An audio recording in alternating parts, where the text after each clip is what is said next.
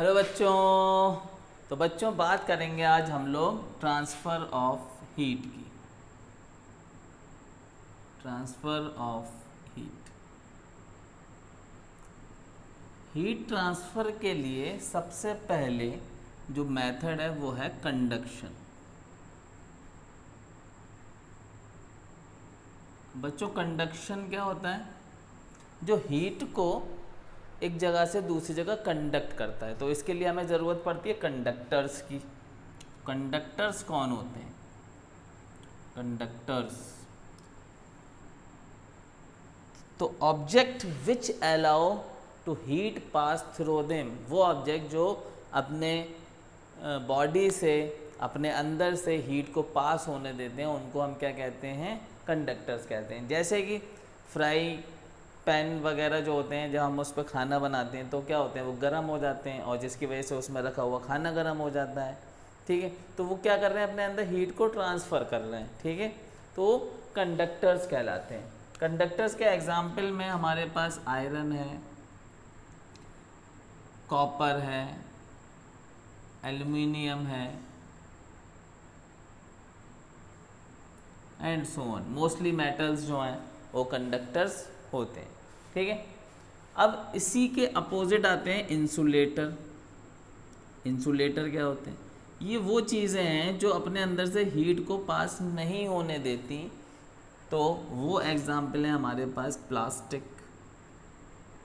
ठीक है, वुड, ये अपने अंदर से हीट को पास नहीं होने देते एंड सो ऑन। ठीक है, तो ये वो चीज़ें जो अपने अंदर से हीट को पास होने देते हैं, कंडक्टर्स कहलाते हैं। और ये वो चीज़ें हैं जो अपने अंदर से हीट को पास नहीं होने देते, इंसुलेटर कहलाते हैं।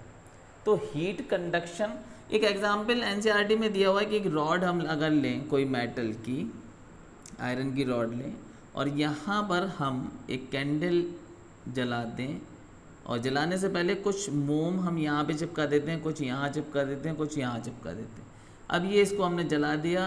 अब हीट यहाँ से इस बॉडी में, इस रॉड में अंदर ट्रांसफ़र होगी।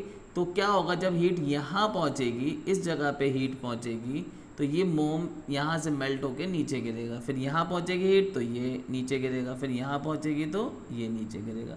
इस तरह से जो है हमको कंडक्शन एनसीईआरटी में समझाया है। ठीक है, तो कंडक्शन क्या होता है कि बॉडी के अंदर ही हीट एक जगह से दूसरी जगह पहुंच रही है, उसको हम कहते हैं कंडक्शन। ठीक है, हम अपने जितने भी हमारे बर्तन हैं उसमें खाना क्यों पका पाते हैं? क्योंकि वो अच्छे कंडक्टर होते हैं। ठीक है, अगर कोई हमारा बर्तन ऐसा है जो अच्छा कंडक्टर नहीं है तो उस पर खाना नहीं बन पाएगा, क्योंकि खाना गर्म नहीं हो पाएगा। दूसरा तरीका जब हीट ट्रांसफ़र होती है वो है कन्वेक्शन के थ्रू। ठीक है, कन्वेक्शन। अब ये जो कन्वेक्शन है वो लिक्विड एंड गैसेस में देखा जाएगा। किसमें? Liquid and gases. ठीक है, अब हमें पता है कि वाटर और एयर ये पुअर कंडक्टर होते हैं। ठीक है, water and air are poor conductor. सही है बात? वाटर और एयर कैसे कंडक्टर हैं? पुअर कंडक्टर हैं। लेकिन ये भी गर्म हो जाते हैं ना, हमें गर्म हवा लगती है, हम नहाने के लिए पानी गर्म कर लेते हैं, तो ये कैसे गर्म होते हैं? ठीक है, तो वो कन्वेक्शन के थ्रू हीट इनमें आती है। ठीक है, कैसे? कन्वेक्शन क्या होता है कि मान लीजिए ये हमने एक बर्तन लिया और इसमें हमने पानी भर लिया। ठीक है, अब यहाँ लगा दी हमने आग और नीचे जला दी हमने आग। अब क्या होगा? ये जो नीचे वाली लेयर है वो इस हीट को लेके ऊपर चली जाएगी और फिर उसके ऊपर वाली, यहाँ वाली जो लेयर है वो नीचे आएगी। अब वो गर्म होगी, फिर वो ऊपर जाएगी, फिर उसके ऊपर वाली लेयर नीचे आएगी, फिर वो ऊपर जाएगी गर्म होके। मतलब क्या हो रहा है कि नीचे वाला वाटर ऊपर वाले वाटर को हीट नहीं दे रहा है, बल्कि क्या हो रहा है? खुद हीट लेके ऊपर जा रहा है और उसको मौका दे रहा है कि अब भैया तुम गर्म हो जाओ।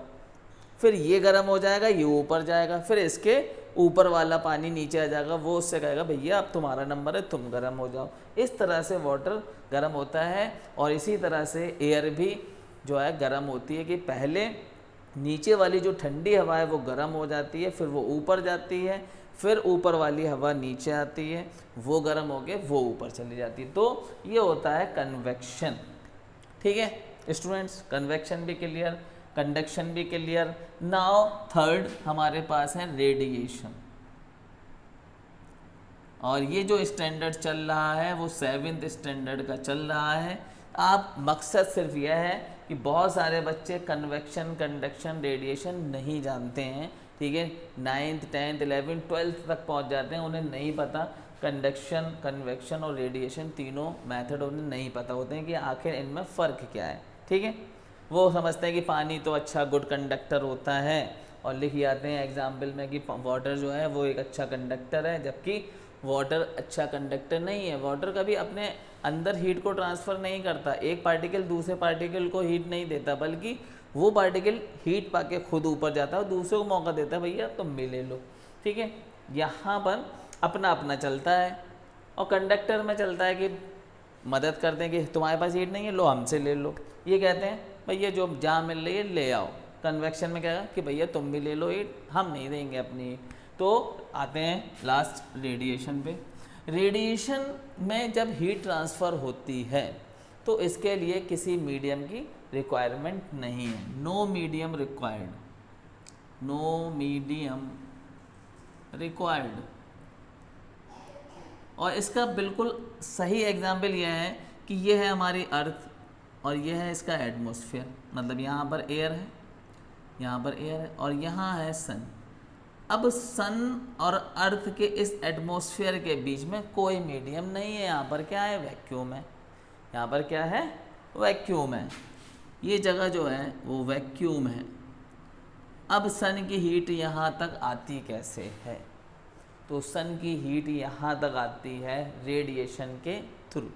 इसको हम आगे की क्लासेस में जानेंगे इलेक्ट्रोमैग्नेटिक वेव के तौर पे। ठीक है, तो रेडिएशन में आप अभी ये समझ सकते हैं जो हमारे बच्चे 7th स्टैंडर्ड में, कि ये वो तरीका है जहाँ पर हीट अपने ही आप खुद आगे बढ़ जाती है, आगे जाती है। इसमें किसी भी तरह के मीडियम की ज़रूरत नहीं होती है। तो 3 तरीके हमने यहाँ पर ट्रांसफ़र ऑफ हीट के पढ़े, कंडक्शन, कन्वेक्शन एंड रेडिएशन। और मैं उम्मीद कर रहा हूँ कि ये तीनों तरीके आपकी समझ में आ गए होंगे।